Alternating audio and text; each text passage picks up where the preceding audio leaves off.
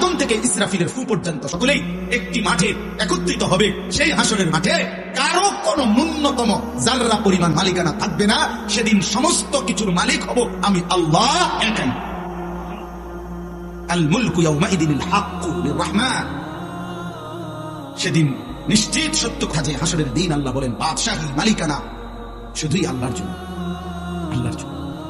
ওয়া কানা ইয়াওমান আলাল কাফিরিনা আসীরা। আর সেদিন কাফের, নাফরমান, বেঈমান, পাপী আল্লাহ বলে তাদের জন্য হবে বড় কঠিন, কঠিন। আজ তো আমি তোমার আলগা মালিকানা দিছি দেখা তুমি মাতবুরি করছো, এই হুজুর জান এটা আমনেন নি, এটা আম বাড়ি, আমি এর ট্যাক্সেট বাসাই মানে ল্যাংটা হইয়া নাসি, আমনের কি জানেন তুমি? তো হুজুর মনে করছে ঠিক তো তাগো বাড়ি, আর চাইতে বেশি বলার অধিকার আমার কি আর আছে? কইছি বাবুরে ফাঁকা দিছে না, আমি আর কি করি? তো দুনিয়াবি মালিকানার কিছুটা দাবো তো তুমি দেখাই। আল্লাহ তাআলা বলেন সেদিন হাসরের ময়দানে আল্লাহ বলেন সমস্ত কাফের বেঈমান